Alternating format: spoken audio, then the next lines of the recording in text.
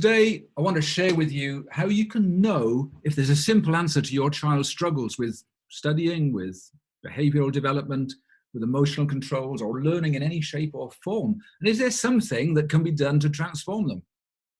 I'm a bit annoyed about how children of this day are being treated, misunderstood, and they've got these kinds of limitations. Some of them are taken advantage of, others are given false promises. So I understand for you to imagine that they've got potential to develop may seem impossible. Well, I'm here to try and change that for you right now. In fact, I want to give you some hope. You may have seen me on all sorts of TV or radio or podcasts, or you may know me as an author of Stop Struggling in School. Some of you will have heard some of the podcasts from some of the famous doctors around America. But what you're concerned with right now is, will this really work for you? Because I'm going to share with you a completely new way to think about the whole developmental struggle. So you can see it in a new light. You can see that they're not lacking intelligence. They're not lazy. You haven't let them down. So that's what I want to share with you. And what is the surprising cause of these issues? Could they be turned around in just 10 minutes a day? Well, that's a question I hopefully will answer for you. So turn off your distractions. Stay with me for the next 30 minutes or so. The reason I'm in this is because I've got 4 children, and the oldest one struggled with learning. She had great teachers. They worked hard with her. And of the 4, she was the one that didn't learn. When she left school, this led to increasingly serious depression. And one day I was 2 hours away from home on business, and I got a phone call that no dad or mum would ever want to have, and to say my daughter had attempted to take her life. So there I was, outwardly successful businessman, enjoying life, but when you've got a daughter that's struggling with confidence and with happiness, boy, that's dreadful. Well, that was it for me. And on the 2 hours it took me to drive back to the hospital, I went over all the things that I'd not done and I had done, and I hadn't done enough, and so on. You imagine the guilt. I was riddled with guilt. And I made the decision to focus my whole life on finding the root cause of her struggles. So that's what I've done, and that's my journey. When I got to the hospital, they give me the message that she was coming round. God's been merciful, and she lived, and she's happy to this day. And so my life was changed in that particular hour. And it led me to meet all sorts of amazing researchers around the world. And it wasn't long before I was finding research that was saying, why isn't this reaching everybody? The people that need it, like me and my daughter. And if you've got someone in your family, why isn't it reaching you? Well, you now know why I'm doing this, and you also know that I understand the pain that you feel. You worry about their future and what's going to happen when you're gone. Will they get a job? Will they be able to buy a house? And all of those things that are limiting them right now.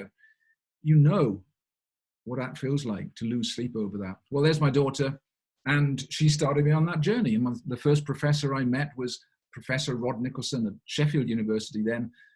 And he pointed me in the right direction. And to this day, he's my mentor, pointing me to where the science is and introducing me to some amazing researchers. So it wasn't long before I was meeting with Professor Jeremy Schwarman at Harvard Medical School. And he was telling the world stuff. I thought, wow, why is nobody listening? And he'd been trying then for 10 years. And that was 20 years ago. So what the theme you'll find throughout every one of my talks is that a generation has been wasted. A generation that has struggled needlessly, because the research has been there. It's just not reaching the people that need it, both the families and the establishments, the organizations, the education establishments, the medical health establishments that should be using this. Warrior parents are picking up on it, and now many doctors, chiropractors, and others are picking up on it, thankfully. So that's going to change, but don't hold your breath. If you're expecting it to end up in your local school soon, I'd urge you to take your own action. So Professor Schwarman, he wasn't popular, but what he was saying made complete sense. He started to explain all of the various symptoms my daughter had got. And then gradually I was learning how you could do something very substantial about this blockage in development in just 10 minutes twice a day. So by the end of this presentation, another 20 minutes or so, I want you to be looking at your child in a totally different light, because it's the learning process in the brain. It's the missing link. It's the missing link that up to now has been ignored. And if it's what helps us learn and develop, why is nobody talking about it? It's a game changer. Because what happens with every one of the symptoms our children have got, it's because development has stalled. It's hit a glass ceiling. Whether they've got behavioral issues or focus issues or reading issues or social skilled issues, they're all issues that have hit a glass ceiling in development. And where is the problem? Well, now we go into a little bit of neurology. I'm going to apologize for this, but please stick with me because you'll learn stuff that very few people know, and it'll make a difference to how you think. So we're talking about this bit of the back of the brain here. It's called the cerebellum. Many medics to this day think the cerebellum is just for balance and coordination. That's just a tiny part of what it does. It masterminds all of the skills, all of the processes that make life easy or not, as the case may be. But many diagrams of the brain today, 30 years after this research came out, 30 years on, people still don't even mention the cerebellum sometimes. And when they're scanning the brain, they don't scan it. So it's incredibly important. You know, it's only a small part of the brain. It's only 10% by volume. But boy, it's 3/4 of all brain cells. Now, some neuroscientists are calling it the brain's brain. Are you with me so far? Bit of neurology, so sorry, but you've got to do this because you're going to learn something about you and your child and others around you. So you'll end up looking at everybody in a different view. Just stick with me for a few more minutes. So the question is, how do we develop? How do we learn? Well, I'm next door to a farm, and in the farm, lambs are born every spring. And every spring, within minutes, those lambs are standing up, feeding. The next day, they're running around the field. Human babies take 2 or 3 years to get to that level of development. What's going on? It's the speed of development of the cerebellum. When human babies are born, their cerebellum isn't developed. The skill development center is pretty blank. So it takes them 6 months before they start to crawl, and it takes 12 to 14 months before they start to walk, and so on. How slow is that? Well, understanding what's happening in this skill development center of the brain, this brain-body connection, if you like, is critical to understanding our children. So how do we learn? Well, when we start learning, we think. We think about what we've got to do. Then as we practice what we do, this skill development center starts to hardwire some programs. And the more we practice, the more mistakes we make. If we're riding a bike, the more we fall off. We keep thinking, we keep practicing, and eventually the cerebellum, if it does its job properly, creates a proper program so we don't have to think, it's automatic and it's effortless, and we ride our bike, or we walk, or we drive the car, or we socialize. Whatever skill we're developing, we perfect it if the cerebellum can do its job. Makes us a natural. So that's the process: thinking, practicing, creating the program. Then when it's finished and perfected, it's processed up here. But for children with learning issues, with developmental issues, this bit has not finished its job. So instead of it being processed up here fully automatically, we have to still think about it, and it's clumsy. If that process was applying to riding a bike, we'd still be falling off. If it was applying to reading, we'd still be struggling with reading. If it applies to social skills or behavior, we'd still be struggling with those things right through our lives, all because cerebellum hasn't finished its job. So understanding that this is the skill development, the process development center of the brain is critical to understanding our children. And if you don't learn to ride a bike, guess what? You fall off. And some people, you know, about 1 in 20 go right through their lives never learning to ride a 2-wheel bike because the cerebellum wasn't able to finish its job. About 1 in 4 don't read properly. About 1 in 6, 5 or 6, can't pay attention and maintain focus. About 1 in 20 or so develop more profound symptoms that are sometimes labeled ASD or autism, all because cerebellum hasn't finished its job. Can you see how important this is? Crack this and boy, you can solve a few issues. But for those that go right through life, all sorts of things we stay clumsy at. So even when I'm holding this glass here, this is actually a skill. If my cerebellum hadn't finished the job, I'd be tipping it, I'd be knocking it over. It's a skill, it's an automatized process. I can do all sorts of things with my glass without thinking about it. Isn't that awesome? I'm sure you can too. And we've got thousands of skills that we don't have to think about it. The ones that our children are struggling with are those that haven't been fully hardwired, made fully automatic, made fully effortless. And so this thinking carries on. So what are the kind of skills I'm talking about? I'm talking about reading skills, clumsiness, physical clumsiness, or even social clumsiness, tying shoelaces or other fine motor skills. These are skills. You won't have them all, and your child certainly won't have them all, but if you've got 1, 2, 3, or 4 of these, it all points to the cerebellum. So if any of these characteristics, writing and spelling struggles, sensory integration issues, can't stand a label in their shirt, picky eating, motion sickness, or even if you're autistic, loving spinning, all traceable back to underdevelopment of the cerebellum, which couldn't finish its job. Is that making some sense?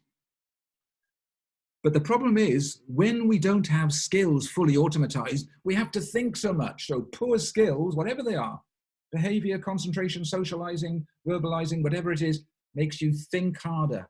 And this is a critical part of the brain too, because this is the part of the brain that controls what we do. Skills develop here, controls happen here. Come on, hang on in there. We're getting through this. This is actually a very, very busy part of the brain. It's the boss of the brain. It's where we make decisions. It's where we remember lists. It's where we control emotions, where we control impulsivity, and so on, or OCD. It's all controlled here or not. And guess what? The busier this place is, the less control we've got. It's making some sense now? Underdeveloped skills start here, makes us work harder here.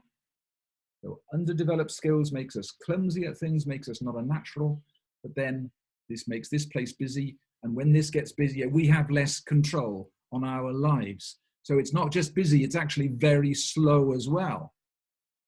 When we're processing skills properly, like riding a bike or socializing or doing maths or whatever it is, we're processing up here in our cortex, where it's typically 100,000 times faster than here.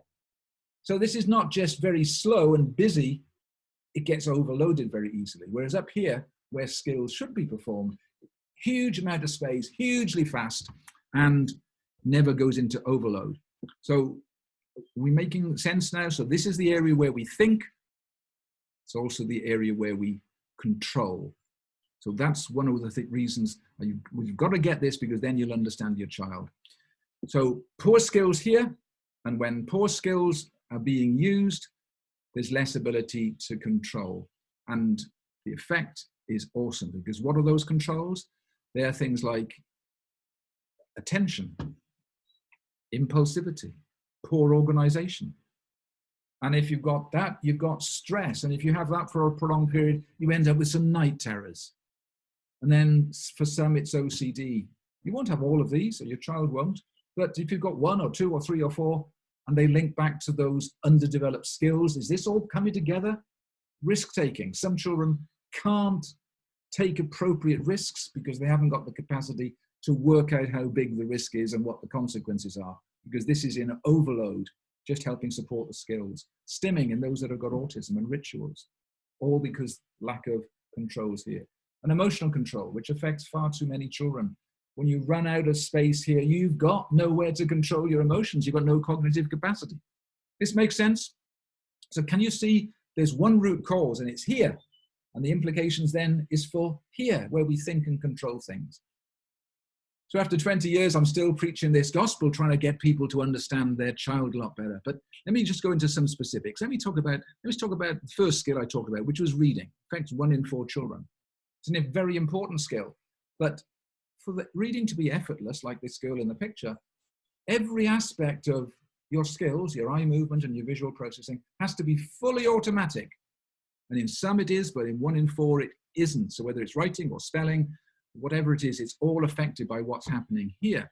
Well, how can you be sure of that, you say? Well, this was a question I was being asked by parents and teachers a lot. They wanted to be sure that what I was sharing with them actually made sense. So I developed this following test, because there's so many confusing theories out there. Some talk about phonics. Oh, they need more phonics. Very rare that's the case. Oh, you need tinted lenses, or you need colored paper, or. No. In the 45,000 children I have worked with, virtually everyone had an eye movement skill issue.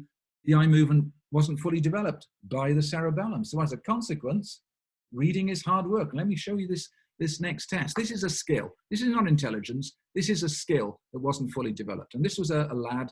He'd been given the impression he wasn't very intelligent, but fortunately his parents didn't agree. So they give him this 15-minute test. You watch to see where his eyes go when they should be following the words. So his eyes have to focus on the start button at the top and then focus on the letters. But you see what actually happened to this poor lad.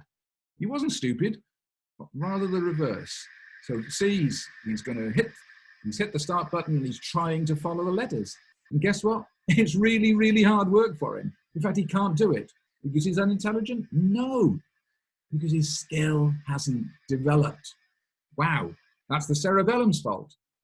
When we showed the parents this, they were hugely relieved because they'd got all sorts of challenges with trying to persuade the teachers that he was actually bright, but the teachers couldn't believe it, understandably. All you can see is what you can see when a child isn't reading properly. This was a huge aha moment. So what makes reading hard work? Eye movement skills, developed or not by the cerebellum. And let's just get rid of this link between poor reading and intelligence. There is no link between poor reading skills and low intelligence. Often the reverse. In fact, most billionaires don't seem to read for pleasure. What's that about? Most of them dropped out of school or college. What's that about? We don't understand what real intelligence is. And we make this stupid, crazy assumption that poor reading equals low intelligence. No, it's not. Often the opposite is true. So what are the skills in your child that would need developing? If you think, is it verbal fluency? Is it listening, attention skills? Is it behavior? Is it impulsivity? There will be a number of skills in your child, if your child is struggling, that haven't yet developed. Well, I'm sharing with you now what scientists have been trying to share for 30 years, but there's an awful lot of people who don't want you to hear this stuff, tragically. But what you want to know is now, okay, maybe it is the cerebellum. How do you make the cerebellum do its job better? Well, that was exactly what I asked Professor Rod Nicholson in 1999, and he gave me some clues. He said, look, no one's done this, so you've got to do it by trial and error. You've got a daughter that doesn't want to live. You throw every bit of resource at it. And I ended up taking on literally hundreds of staff, and we ended up working with a large number of clinics, collecting research data and helping 45,000 children and adults. Took a while, but it wasn't long before my daughter started to read and started to get more confident and happier and less stressed. She didn't need more teaching. And it worked with people of all ages, right up to the age of 82 at the time. We've gone even older since, but up to 82 at the time. Well, what's thrilling, is 20 years on from that, you've heard of the scientific publication Nature. It's a wonderful publication come out just recently. And in there, it puts together the exercises very, very similar to the ones we've been prescribing for 20 years and shows that it increases what? Stem cells in the cerebellum, the very important part of the brain that's got 75% of all brain cells. More stem cells there means you increase the ability of the brain to create circuitry, to create more intelligence. So that's kind of thrilling for us, but that's just delving a little bit more into the neuroscience. But you imagine, stem cells are so important these days. People pay a lot of money to have stem cells sucked out of one part of their body and re-injected into another part. They're in pursuit of youth. You imagine if for your child's brain, you could develop more neuroplasticity. You can add to the capability of the very part of the brain that determines whether or not they're a natural at something, whether or not they've got competence at something. Could that be life-changing for them? Wow, I think it absolutely could.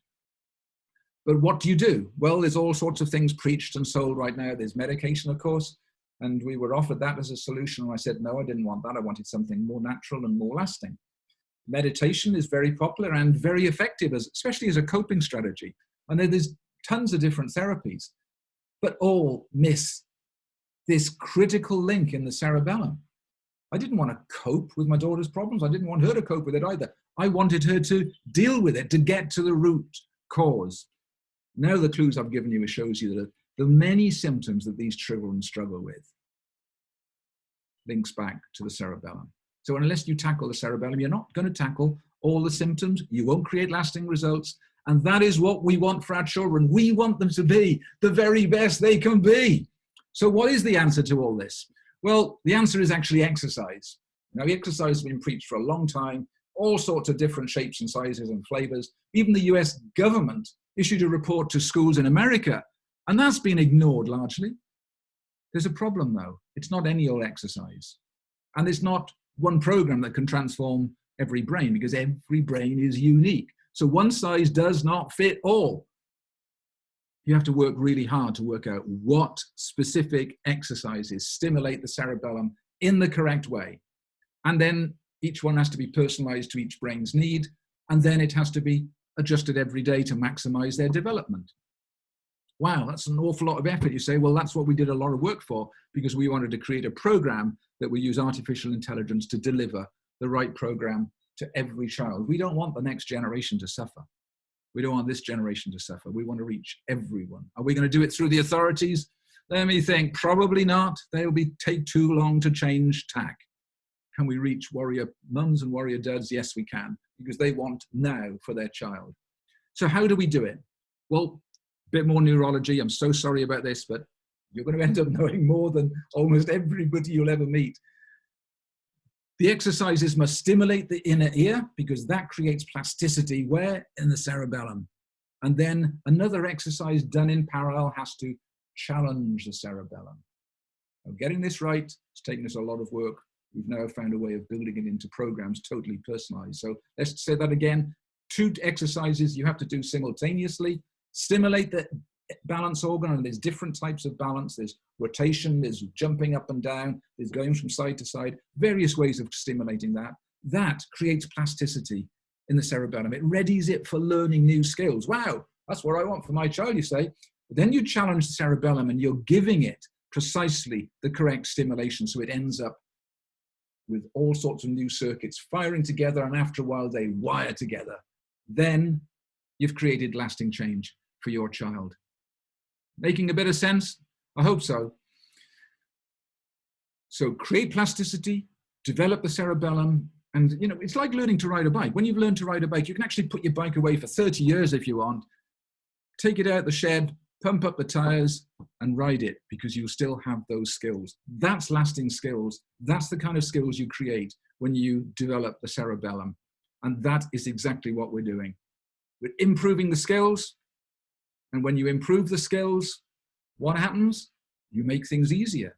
You give competence where there was no competence. Those things that were harder and impossible become easier and possible. Wow, because the connections here have enabled the connections elsewhere in the brain. You've improved the skills. And when you improve the skills, what happens? You have to think about them less, a lot less.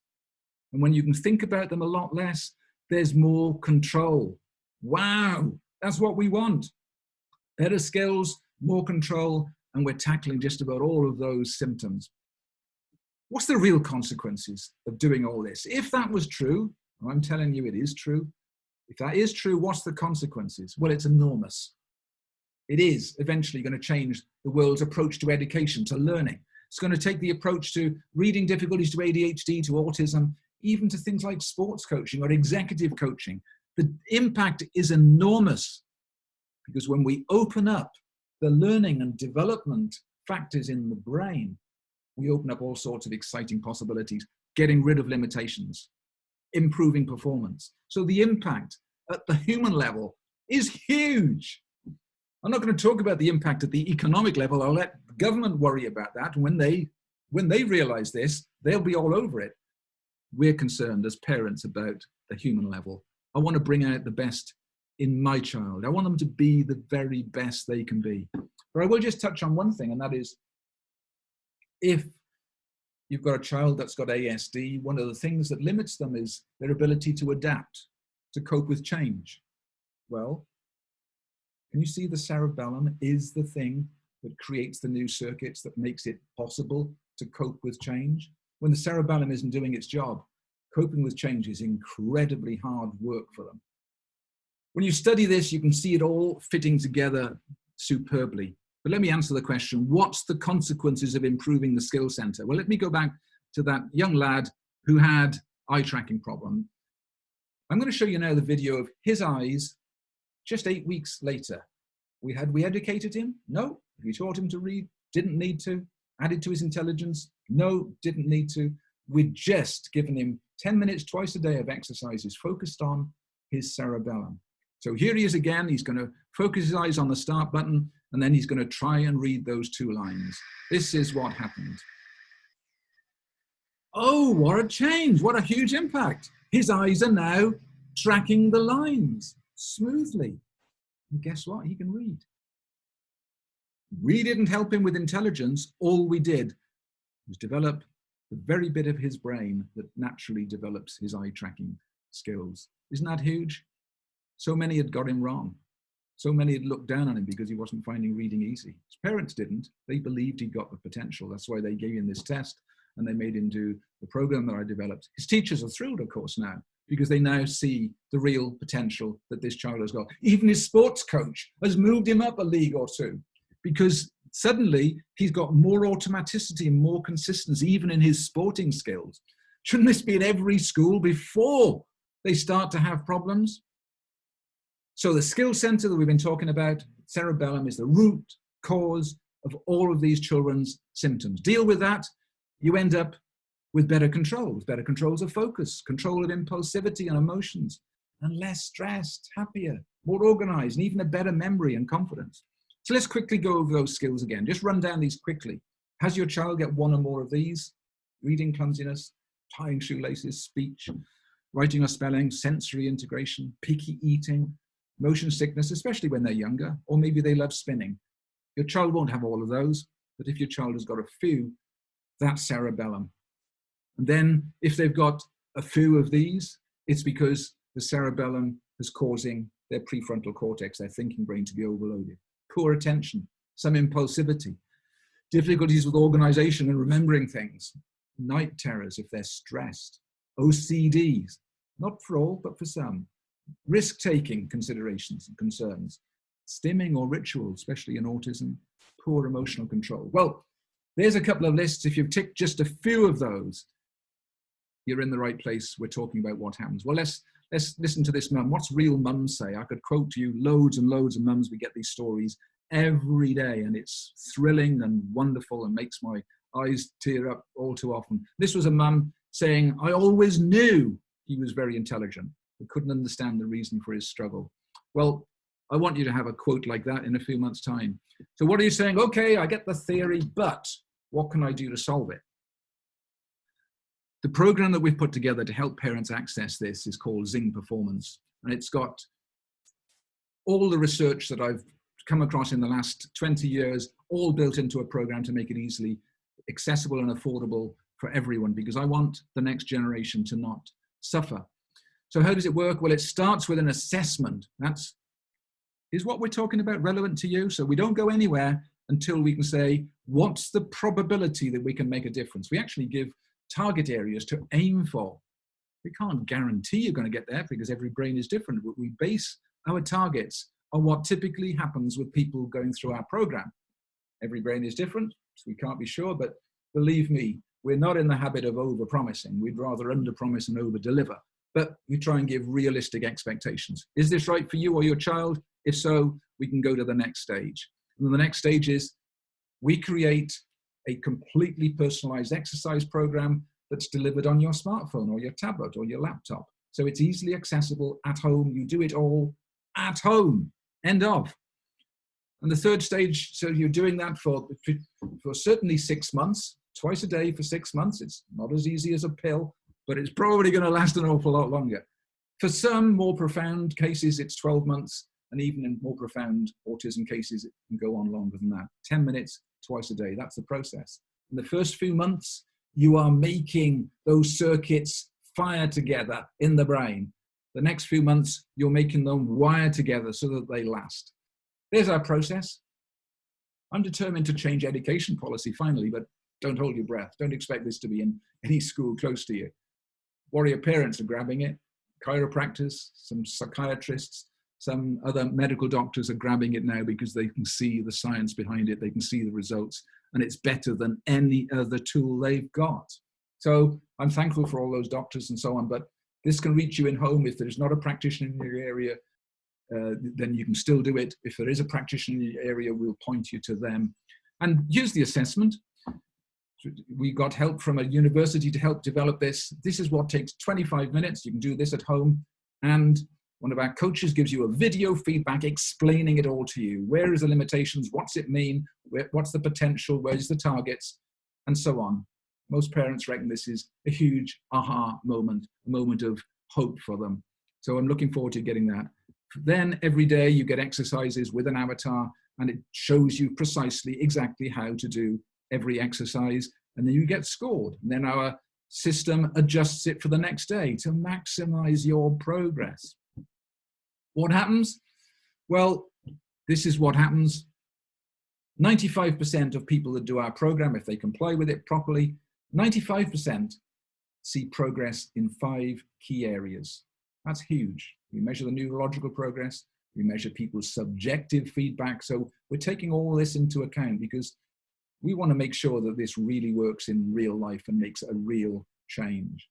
Now, over 90% who comply fully with our program, they see improvement in 8 key areas. Can you see? Deal with the root cause, and suddenly you're dealing with a number of different issues. Isn't that better than trying to give coping strategies to individual symptoms? Deal with the root cause and several things improve.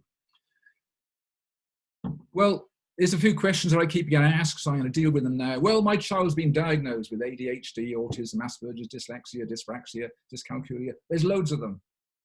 They all come back to the cerebellum. In actual fact, I think the whole diagnosis procedure needs rethinking. I know you need it right now because you can't get help without it, but in the medium term, it should be completely rethought so that we look for potential to develop before we give them a label that most people interpret as lasting for life.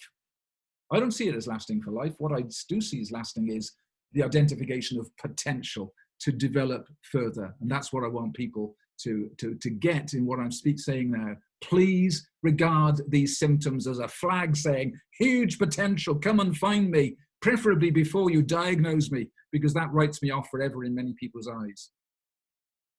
Another question I'm often asked is, when will my local chiropractor or OT or psychiatrist or doctor be able to provide this? Well, don't hold your breath again. Quite a few of them are picking up on it. In fact, just about all of those that see our research and see our results want it in their clinics, and rightly so. They want the best. Those doctors and chiropractors and naturopaths and so on, they want the best for their clients, for their patients. So it is spreading, but slowly. But don't wait for that. And then others are asking, why isn't every school? Well, I actually own a school, and so I know how difficult it is to bring changes into schools. But yes, it will get there. But don't wait for that for your child. You might be waiting too long. Okay, I hope I've shared with you some hope, some science. I hope I didn't bore you with the neuroscience, but if you've taken that in, as I'm sure you will, you'll know more than most people about it. Well, this is where you can get some more information. Grab your phone, take a picture of this, or write down the details. And if you've stayed this far, it must be because you're a warrior parent. So thank you for being a warrior parent. Thank you for caring. Thank you for listening. Thank you for taking in this information. Please share it with every family you know that's got a child that's struggling. Please share it with every medical practitioner, every chiropractor or naturopath or OT. Share it with them. They might want it in their practice. Let's spread the word. Let's spread hope, because there is hope out there. Right now, many families are losing sleep because they're not aware of the hope that's there. So if you've got a picture of that, if not, you can just remember our website, zingperformance.com. And if you want to email me, winford@zingperformance.com, I certainly will, or one of my team certainly will, get a reply back to you. There's 2 assessments there. One is for those that have got typical school struggles. That's with reading, attention, maybe behavior, maybe organization, those sorts of school struggle issues. That's the first assessment there. portal.zingperformance.com/school-struggles. If your child has got slightly more profound autism or ASD symptoms, then look at portal.zingperformance.com/autism-symptoms. Start there, see if it makes some sense. And if it does, we'd love to hear from you. and work with you. I hope you've got hope. I hope you're going to look at everybody in a different light from now on. All the very best.